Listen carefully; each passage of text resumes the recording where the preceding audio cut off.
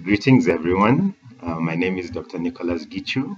I'm a consultant pediatric dentist, and I'm here today to give a small talk on what every pediatrician needs to know about pediatric dentistry. By declaration, I declare that there are no conflicts of interest. This CME has been prepared on behalf of Kenya Paediatric Association. It's an online CME program sponsored by an educational grant to KPA by Pfizer, and this online CME has been reviewed by Dr. Marjorie Mwasia.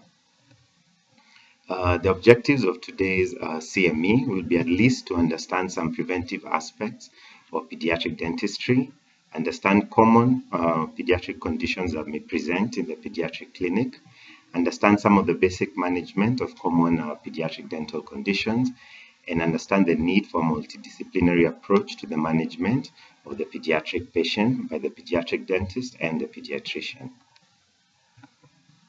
So by introduction, pediatric dentistry is a specialty within dental surgery. It's an age-defined specialty that provides both primary and comprehensive preventive and therapeutic oral health care for infants and children through adolescence, including those with special health care needs. Patients with special health care needs may continue to see the pediatric dentist all the way through adulthood. So we're talking about patients with autism, cerebral palsy, the mentally impaired. Those will be taken care of from birth all the way now to adulthood.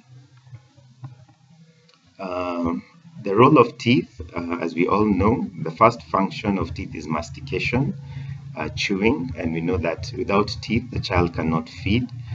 Without feeding, the child cannot grow. Teeth are also important for speech. Certain sounds are formed by the use of teeth, and when you don't have teeth, then the child will not be able to speak well. Sometimes also, if teeth are not aligned well, then you'll have lisping as a result of malalignment of teeth. Teeth are important for aesthetics, especially in adolescence. We need a good smile for good self-esteem and confidence in school and in socializing. Baby teeth are used for maintenance of space. Remember, we have two sets of dentition, the primary and the baby teeth. So the baby teeth will always be replaced by the permanent teeth once the age has come. And if we lose teeth too early, then teeth get crowded and the permanent teeth does not align well because we do not maintain the space. And teeth as well are responsible for jaw and muscle development. So in terms of development of the dentition, the pediatrician needs to be aware of the fact that we have two sets of teeth, the deciduous, which we call the baby teeth or the milk teeth, and the permanent teeth. As you can see on the slide on the left, a child when they are born will have, if you're able to take a radiograph, will have the permanent dentition and the deciduous dentition already present in the mouth. It's just that they take some time to erupt. So you can see here, underneath all baby teeth, we have 20 baby teeth. You always have permanent teeth that are going to replace them once the time comes of age. So for the pediatrician, it's important to note that the teeth usually erupt from the age of 4 months to 6 months. Girls develop earlier than boys, so sometimes you'll have a baby girl having teeth growing early, and we expect on average the first central incisor to erupt at the age of 6 months, followed by the lateral incisor at the age of 9 months. The first molar, which comes before the canine, comes at the age of 12 months, followed by the canine at 18 months, and then the second molar at 24 months. So remember, girls develop earlier than boys, and the lower teeth always come before the upper teeth. That's the usual norm. When we go to the permanent teeth, we expect them now to erupt at 5 to 7 years. And of interest is that the central incisor together the first molar erupt at the age of 5 years. So remember, at the age of 5 years, you have permanent teeth that now will be there for a lifetime. So the central incisor will come, followed by the lateral incisors. The canine premolars erupt at the same time, then the second molar, and then the wisdom teeth, which are the third molars, which erupt from the ages of 17 to 25 years of age. So we need to know how to take care of the children's teeth, and we usually advocate for the visit, for the first dental visit, to a pediatric dentist should be at least from the age of 6 months to 1 year. And remember, children should have their teeth cleaned as soon as they are wrapped. Whether it's 4 months or 6 months, cleaning should be done immediately. And preferably, we advocate for use of a clean gauze with clean water. The parent should just wipe the teeth, preferably morning and evening, at least twice a day. Once you reach the age of 2 to 3 years, then you can introduce a toothbrush. And now you can introduce a toothbrush and toothpaste. The problem with children is when you use a toothpaste, they usually swallow, and most of our toothpastes are fluoridated, and this is a source of fluoride. So if you ingest too much fluoridated toothpaste, then you're at a risk of getting dental fluorosis, which we're going to discuss later on. Parents should brush their teeth, children's teeth, until the age of 6 years. We usually say until the child has enough manual dexterity, maybe to tie their shoelaces or cut a piece of steak, then they are capable of brushing their teeth on their own. Until then, it's advocated for a guardian or the parent to literally physically brush their children's teeth both morning and evening. Parents need to help their children brush, and then allow the children to practice brushing their teeth themselves. So when they get older, then maybe the parent can brush in the evening and the child can brush in the morning as they learn to brush properly. We save sugary treats for special occasions. They should only be a daily part of a child's diet. We're going to discuss the role of diet in dental caries later on, but remember, sugary diet, the chocolates, the biscuits, the sweets, the sugary drinks, those are not advocated for. So we usually encourage fresh fruits and vegetables, since their texture usually cleanse the teeth as a child chews, or for example like a sugar cane. So the role of the preventive dental care falls for the pediatric dentist. As we have said, the first checkup should be at the age of 1 year or 6 months or before. We would be involved in the oral hygiene instructions, especially even the pediatrician should be able to inform the parent the need to clean the baby's teeth and to clean the baby's gums if there are no teeth. Fluoride therapy and cleaning, that's done by the dentist. Professionally, we are able to remove plaque with our machines and apply some fluoride. Fluoride is usually preventive in terms of preventing dental caries. Dental sealants can also be placed, as you can see on the diagram. The tooth usually has grooves and fissures, and we place a material that flows in all those cracks and seals them in terms of preventing sugary things from sticking there, and the tooth is now sealed for life, and you have a lower risk of getting dental decay. The role of nutrition and diet recommendations, this will be done by the pediatrician and the pediatric dentist, as we have discussed, avoiding sugary diet, the biscuits, the cakes, the sugary drinks, especially the ready-to-drink bottled drinks that are available in the supermarkets. Mouthwashes sometimes are recommended, maybe for older children. Some studies have also shown that parents do transmit cariogenic bacteria to their children, either by sharing of a spoon or by kissing.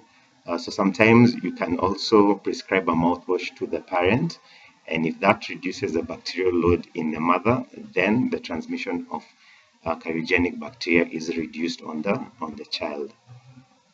Xylitol chewing gum, these are the sugar-free chewing gums that we advocate also for children and the parents as well.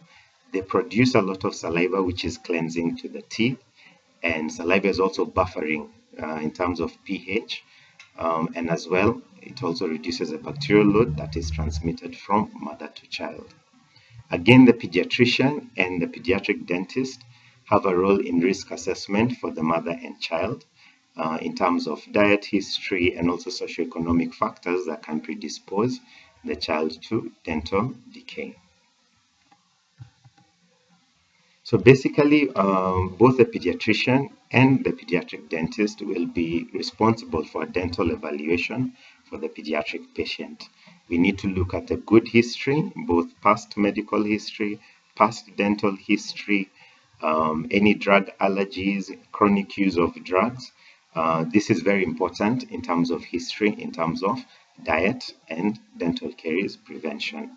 Examination, usually the pediatrician sometimes is a first clinician to encounter the child, and sometimes they are not examined well. So it would always be imperative that the pediatrician looks at the intraoral cavity and extraorally and intraorally.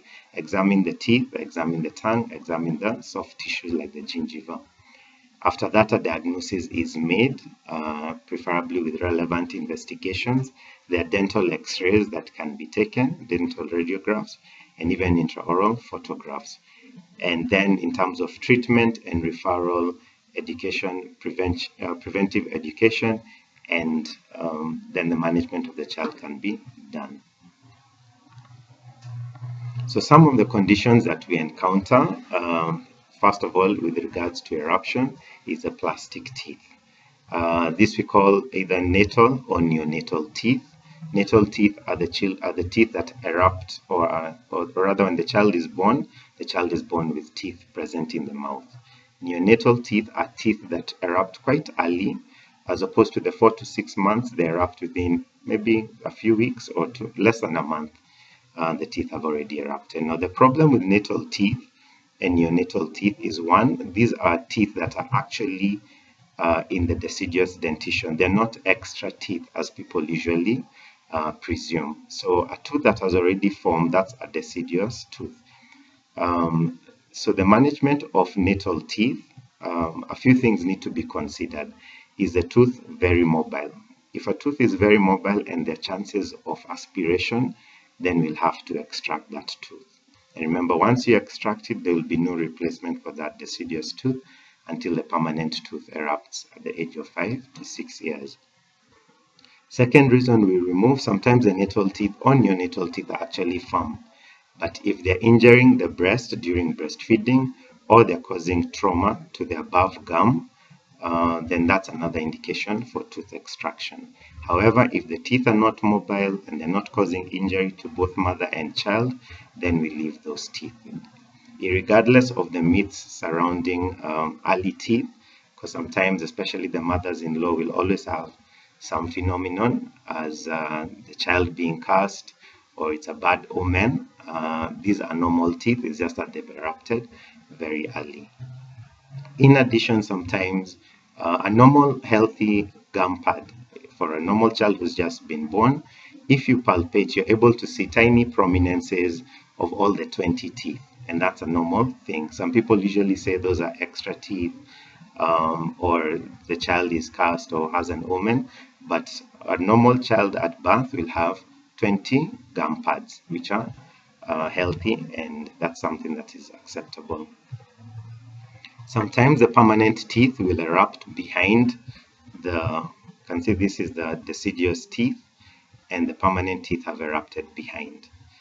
This usually happens, ideally permanent teeth will remove baby teeth, but for some reason, if they're located in the wrong position, then they'll erupt in the wrong position, and this is a condition that you would need to refer to a pediatric dentist, and we'd probably remove the two baby teeth, and then these two will be pushed slowly by the tongue until they reach in line. So the first condition that's common is dental caries, which we would probably refer to as dental decay, tooth decay, or a tooth cavity. It's important to first discuss the structure of a normal tooth. Remember, the tooth is divided into a crown, which is a visible part of the tooth that we can see, and the root. The surrounding structures, you have the gum and the alveolar bone. So the gum and the alveolar bone is what contains the supportive structure of the tooth. So the crown, remember, the top outermost layer is covered by enamel, and the root, the outermost layer, is covered by cementum.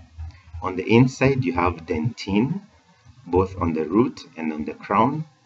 And now the central part of the tooth is the pulp. That's the pulp chamber with the pulp canals.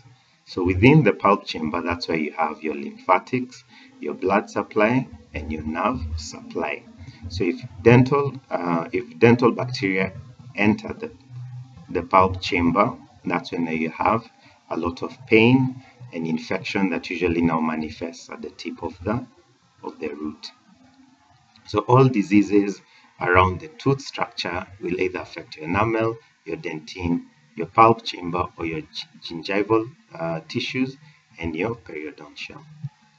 So dental decay is a microbial disease of the mineralized tissue of the teeth characterized by demineralization of the inorganic portion of the tooth and destruction of the organic substance of the tooth.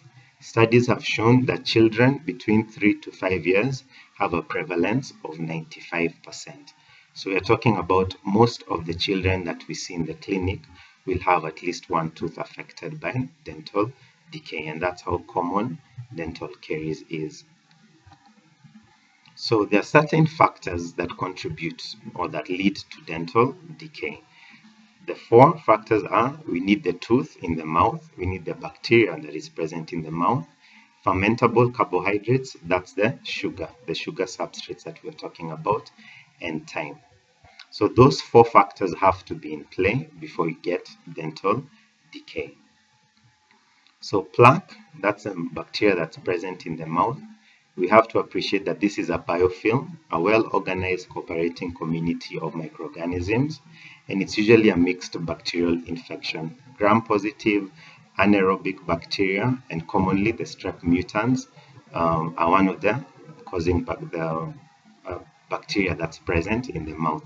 Strep, lactobacillus, actinomyces are the bacteria that cause dental decay. So what usually happens? How does the decay happen?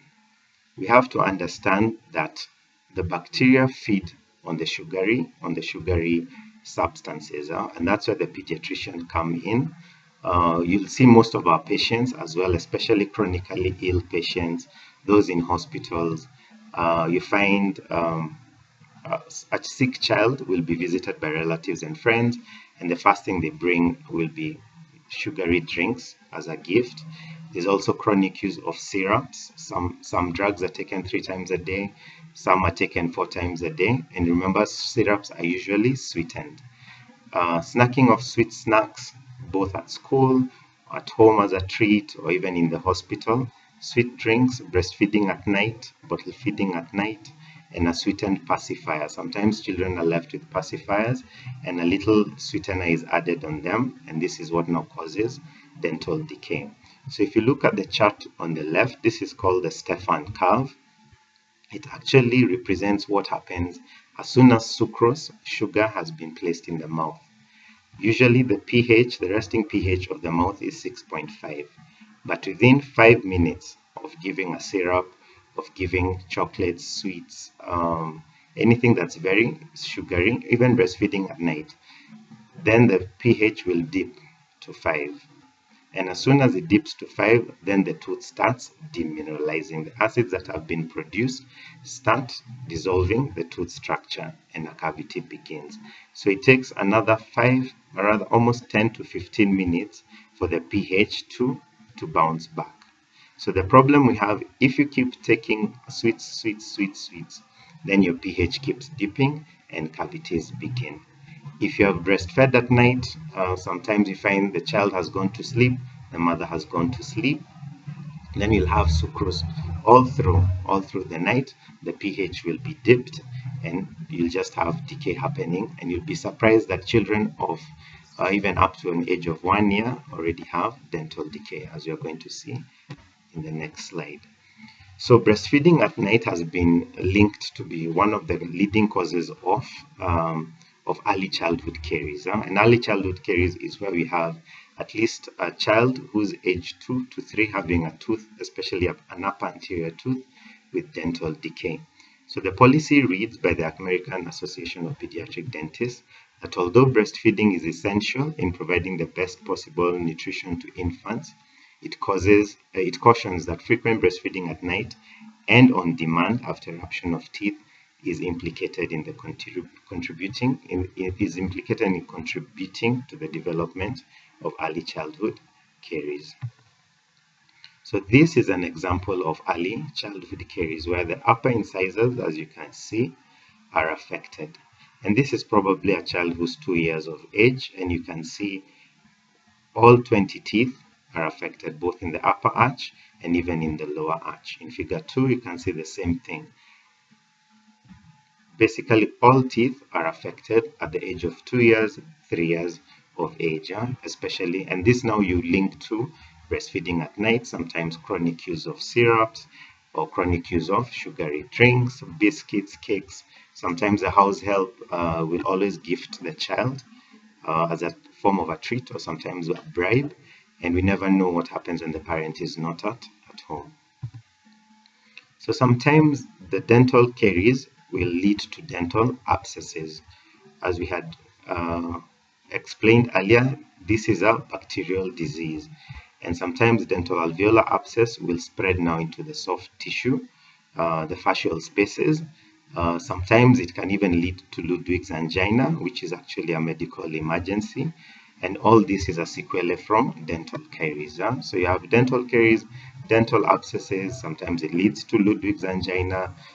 In worse scenarios, it can even lead to mediastinitis and sometimes even death. So this is important for the pediatrician to note. As soon as you note a dental abscess, then urgent referral is important so that we can now manage the dental disease. So sometimes the dental management for the child, depending on the age, it can be done either under local anesthesia, sometimes under general anesthesia. A 2 to 3 year old, we usually say they are non-cooperative, they are not able to cooperate. An adult child may be cooperative or uncooperative. So depending on the indication, we'll either do it under local anesthesia or under general anesthesia. And sometimes we will refer the patient for evaluation before taking them to general anesthesia. So sometimes the management varies. If it's a small cavity, then a filling is done. If it's a very big cavity, then we would need to do root canal treatment. Remember, we discussed the pulp chamber, where you go inside and empty the contents of the pulp chamber and put an inert material to fill that chamber. Sometimes after extraction, remember we've discussed the role of teeth. You can see the middle photographs. This was a 4-year-old girl. So once we removed the teeth that could not be restored, you can see on this side we put a denture. So a denture is there for function, so she's able to feed. And anteriorly we put some teeth there so that she could restore her smile and self-confidence. Sometimes after root canal you put a silver crown. I don't know whether that is very clear, to reinforce the teeth. So sometimes you'll do teeth fillings and do a crown to restore the teeth back to normal. So remember, we're emphasizing on function and function in terms of mastication and speech. So the role of dental caries and quality of life, as we have seen, dental caries affects the quality of life, and studies have shown that when you have dental cavities, then you're in pain. Sometimes pain at night, you're not able to sleep, pain while chewing, you're not able to feed, and even pain while drinking something hot or cold. We've seen the sequelae of dental cavities is abscess. An abscess is an infection. You also have malocclusion. If teeth are removed too early as a result of dental decay, then you have malalignment of teeth. Dental caries also affects quality of life in terms of poor nutrition.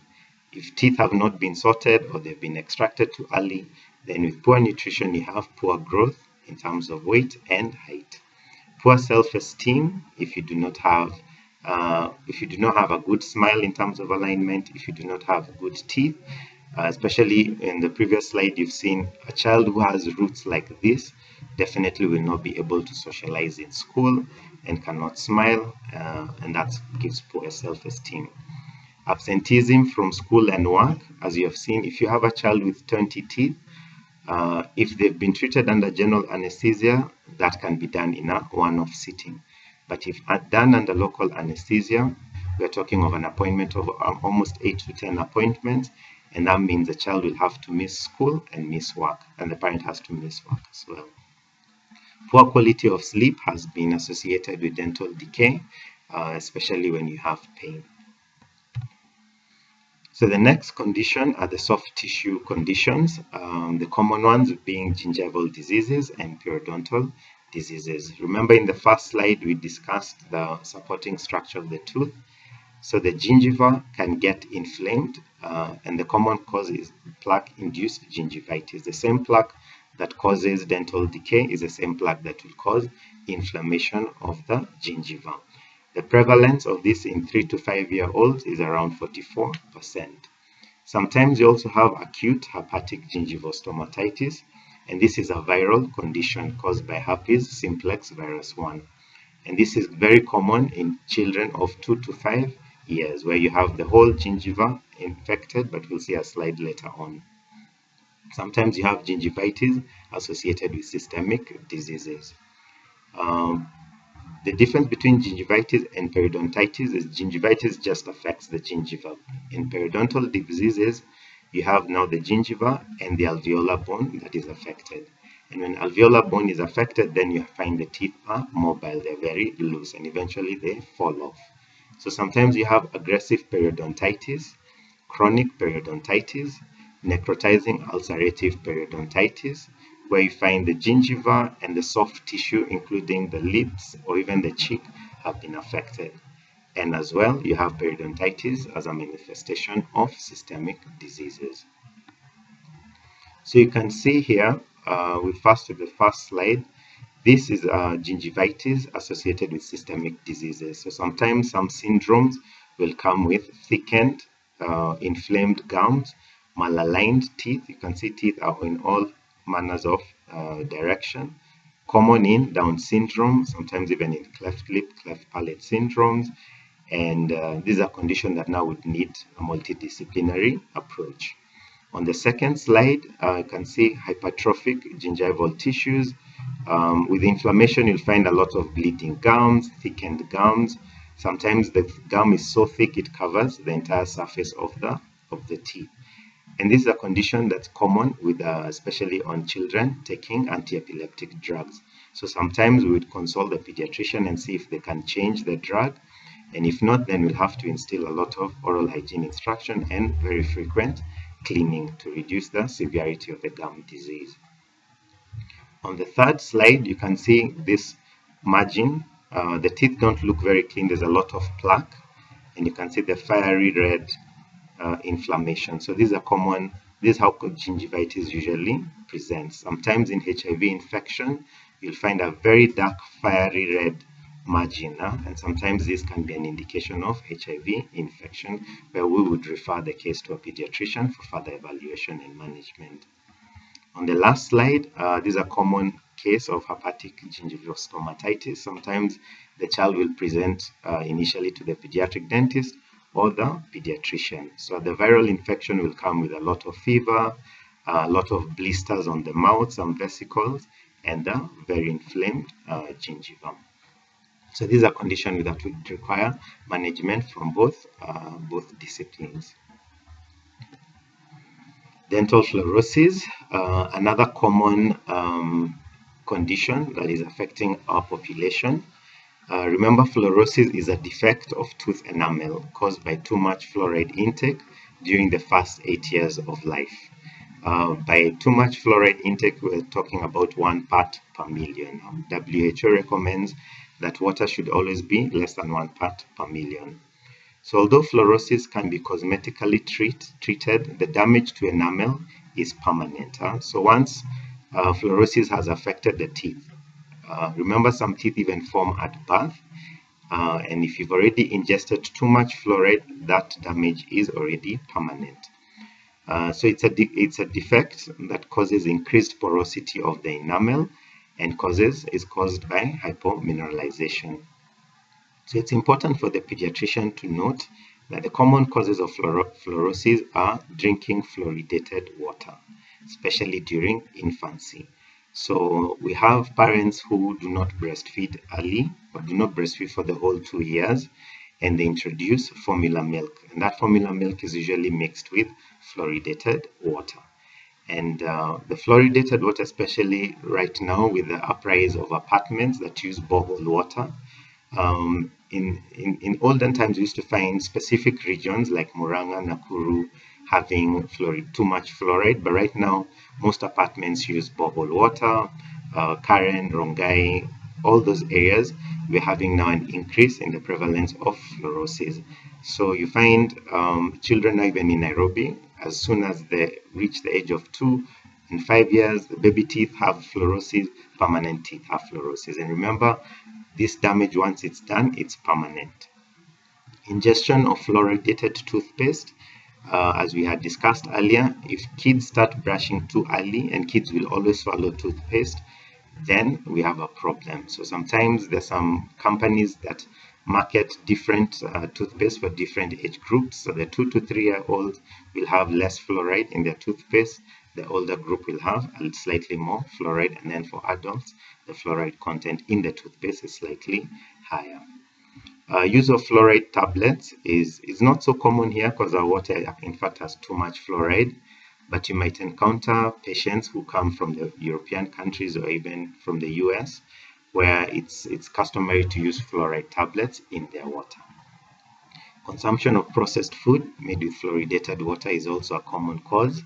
The potatoes, the vegetables, spinach, sukuma wiki, which have been grown with borehole water, will also be a source of fluoridated water. So parents will tell you, no, we've never used borehole water. We've been buying mineral water, we cook with mineral water. But remember, even the foodstuffs that the child is weaned on from the age of 6 months can be contributing to dental fluorosis. So remember, dental fluorosis will cause, as you can see, the first, actually let's start with the second slide. It's an issue of discoloration. So this becomes very anesthetic. You don't want your child to have brown teeth, because this will be a source of ridicule in school. Sometimes now these porosities end up pitting and the tooth structure starts breaking, like in this slide. And once it starts pitting, you can see this tooth on the left, on the right, it starts breaking off, and eventually the tooth structure is also compromised. So this will lead to sensitivity, and with the porosities, this can predispose you to gingival diseases and also to dental decay. So fluorosis is something we will come in and manage. We'll probably put a white filling here to mask that discoloration so that the child ends up with a white tooth. Sometimes we do crowning or veneers depending on the age of the child to restore function and aesthetics. The other condition that we deal with is dental trauma, and sometimes this presents to the pediatrician first or presents to the pediatric dentist first. The commonest causes of trauma, classification of trauma is hard tissue, soft tissue, and a combination injury of both injuries. So on hard tissue, we might have trauma to the maxilla, the jaws, and the mandible. Sometimes you have a fracture of the mandible, sometimes of the condyle.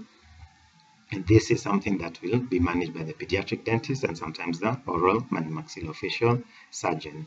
If you have trauma to the teeth, that will be managed by the pediatric dentist, and sometimes trauma to the lips, cheek, tongue, and the gingiva.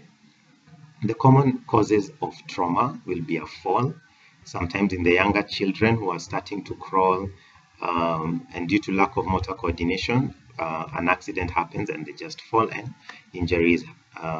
There's injury to the hard tissue or the soft tissue. Accidents, especially road traffic accidents, are also common.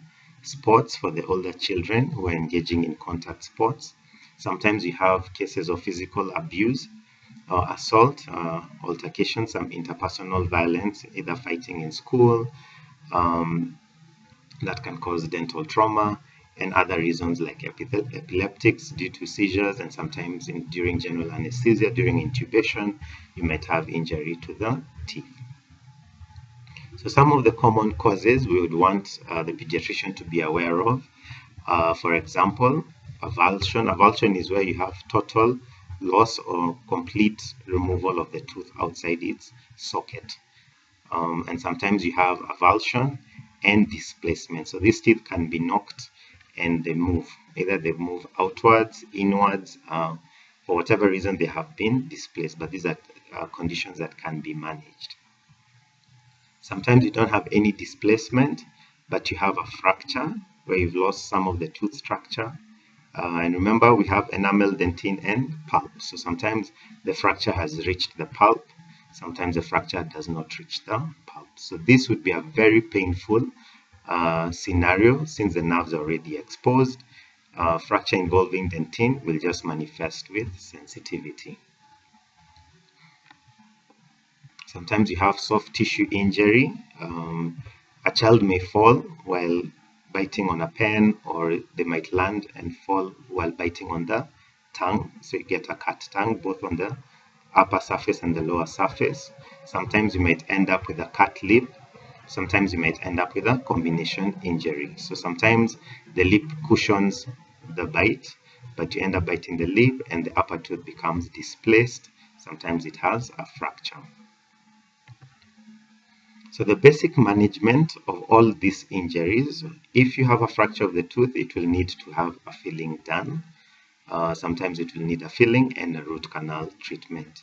For any displacement injuries or any maxillofacial injuries, you will need to splint. You can see that's a splint. Just like a fracture, you reduce the displacements and then you fix them. And then healing usually takes like 2 to 6 weeks. If you have a mandibular fracture, sometimes you need to wire the jaws shut. This is usually called a mandibulomaxillary fixation. Sometimes you need to suture the gum and then splint in addition. So the basic management will be antibiotics and analgesics to the child, especially if they presented to the pediatrician first. Preferably a mouthwash to improve the oral hygiene, and a tetanus toxoid depending on the age of the child. And then now we would advise the pediatrician to refer the child to a pediatric dentist.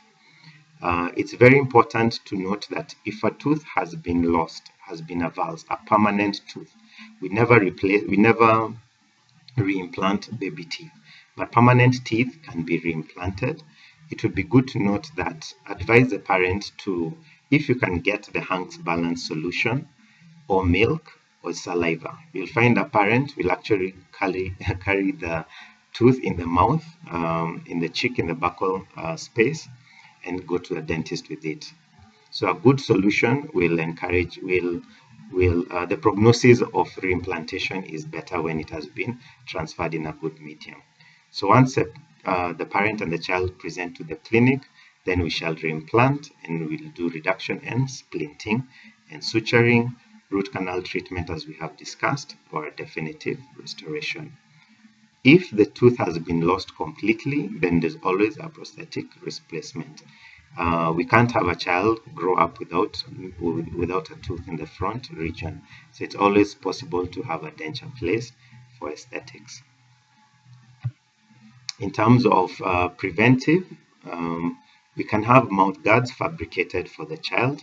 So if you have children who are playing sports, contact sports, rugby, hockey, anything can cause dental trauma to the teeth, then we usually advocate for the fabrication of mouth guards. So mouth guards are flexible plastic appliances that are molded to fit the patient's teeth, and they act as a shock absorber.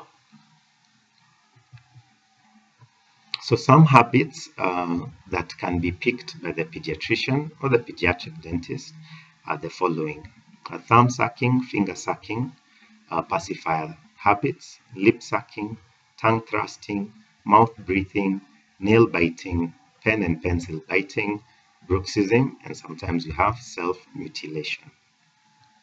So thumb sucking and finger sucking is a normal habit, and sometimes we give the child up to the age of 5 years to stop that habit. But sometimes the habit prolongs, and we come in, especially when we have problems with alignment of teeth. So if you look at this picture, this is a thumb sucker, and sometimes also this is a tongue thruster. So when someone is swallowing, some children do not adapt well, and as they swallow, the tongue thrusts outside. And with this action, it moves the upper teeth upwards and the lower teeth downwards and forward. On this picture, you can see this is a thumb sucker, and you can tell this is someone sucking their right thumb, where the space happens on one side, it's unilateral. So we would come in with a habit break, an appliance that we fabricate, and we cement it So this will correct the tongue thrust, and it will also stop the finger sucking because it stops the contact of the thumb and the palate, because that's where the pleasure is derived from. Sometimes a mouth breather will also present with an anomaly like this. So with mouth breathing, the patients usually have a tongue thrust, and sometimes it's possible to note that patients with adenoids will be mouth breathers, and it's easy now to detect the adenoids from a malocclusion. So sometimes we'll refer this case to an ENT where they'll do the removal of the adenoids, and then we'll come in and try and correct the malocclusion. Sometimes you have nail and pencil bitings that manifest as little abrasions on the tooth structure. You might have a notch on one tooth where the child usually either bites a pen or bites their nails. Bruxism we'll discuss on the next slide. Sometimes self-mutilation. You have children who have a disorder where they can easily strip away at their gum or even poke themselves just to cause injury and pain with a pen or with a pencil. So sometimes we'll refer this to a pediatrician or a psychologist or a psychiatrist for management. So sometimes, depending on the habits, you might have tooth loss. Bruxism is where you have excessive grinding of teeth. This can be common in the baby teeth and even in adult teeth. And for some reason, sometimes it's psychological. You'll find someone just grinding or gnashing their teeth, especially when they're asleep. Sometimes some teeth are out of line. You have malalignment, and this causes excessive bruxism. So where we would come in is especially when we've seen extreme loss of tooth structure. You can see this is a tooth that presents as a flat surface. So we'd probably fabricate a night guard or a mouth guard for the child or the adult to sleep with in the mouth to prevent excessive tooth loss. Sometimes that tooth loss, bruxism is tooth loss where you have tooth to tooth grinding, but sometimes you have a chemical tooth loss as a result of chemical. Sometimes if you have excessive vomiting, for those who have bulimia or chronic alcoholics, especially the teenagers, or even gastric reflux, you'll find your tooth erosion appearing on the palatal aspect, on the inner aspect of the teeth. So this is something that we'd actually diagnose just by looking, and you find that if you're having tooth loss on the inner aspect, then you suspect chronic vomiting or excessive use of acidic drinks. Another cause of erosion is acidic drinks, especially the sports drinks. For sports players, the energy drinks are usually very carbonated, and this usually tends to lead to tooth loss on the buccal surface of the teeth, like in this slide.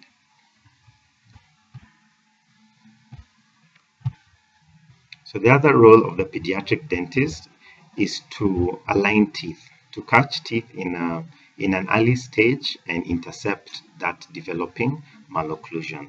So we'll be responsible together with the orthodontist, which is another branch of dentistry, in the correction of dental alignment of teeth, both the upper and the lower teeth, both baby teeth and permanent teeth. Sometimes you have a skeletal relationship. You might find the lower jaw is growing at a faster rate than the upper jaw, or vice versa. The upper jaw is growing at a faster rate than the lower jaw. So we will come in to intercept this. So sometimes the pediatrician might note that this child has a very small jaw, either because of a skeletal discrepancy or maybe there was trauma. Remember, we had discussed trauma to the condyle, and the condyle is a growth center for the lower jaw. So this is something that you would need to refer the case to. And also presurgical orthodontics in cleft lip and cleft palate patients, which is a multidisciplinary approach.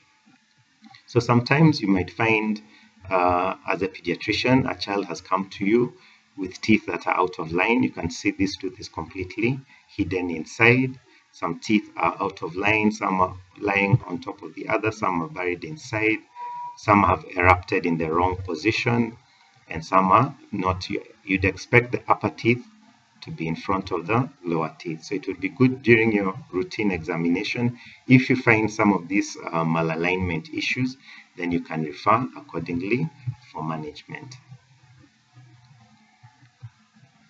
So those are some of the conditions that we commonly encounter and the others are the cleft lip and palate, hereditary ectodermal dysplasia, tongue tie, amelogenesis imperfecta, Down syndrome, and sometimes you have foreign bodies. We'll just see some of these features. This is amelogenesis imperfecta. It's a hereditary condition. Sometimes it's not, it's easily missed, but it's specifically dental oriented. It affects the development of the enamel. And remember, if enamel is affected, then some teeth don't erupt. So this is actually a 16-year-old boy who looks like he has baby teeth. But the problem is, majority of the permanent teeth do not erupt. And those that erupt, the enamel is very, very thin. So you end up with teeth that look completely yellow. And you can see the back teeth are all baby teeth that have already had tooth loss, because baby teeth do not last long in a permanent dentition. So if you see a case like this, then it would be important to refer. Sometimes the parent is not even aware that there's a problem. So it would be a good case to refer. Other common causes is hereditary ectodermal dysplasia. These are syndrome that usually presents with hypodontia, meaning very few teeth. You can see like here, they don't have the middle teeth. Systemically, they usually have very few sweat glands.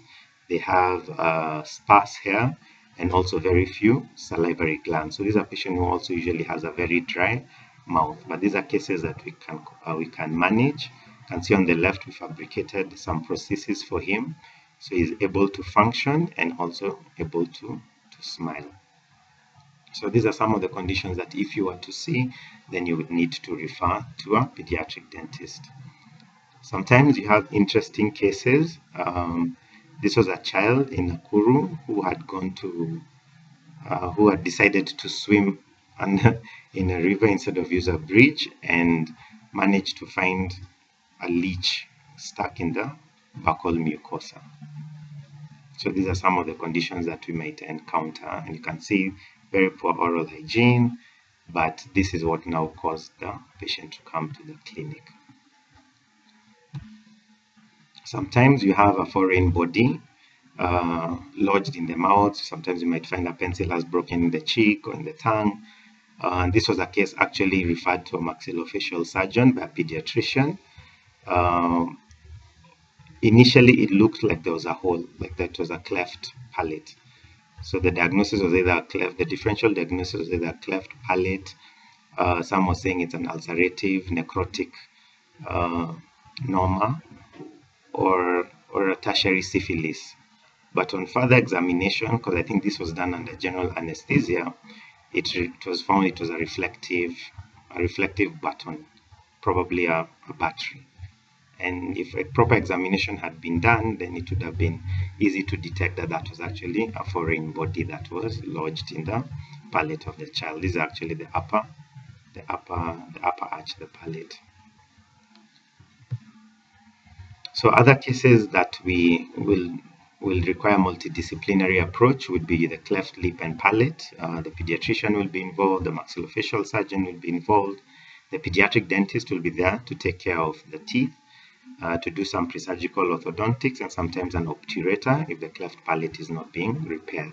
Because the obturator is usually an acrylic plate that's placed on the palate that allows the child to continue feeding, especially now breastfeeding.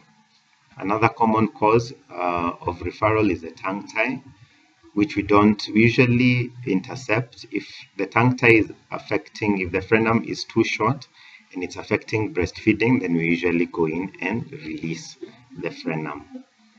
If there's no, if breastfeeding is occurring normally, then we don't intercept. We usually review this child maybe at the age of 2 when speech is developing, and if the short frenum is affecting speech, then we go in and release the frenum.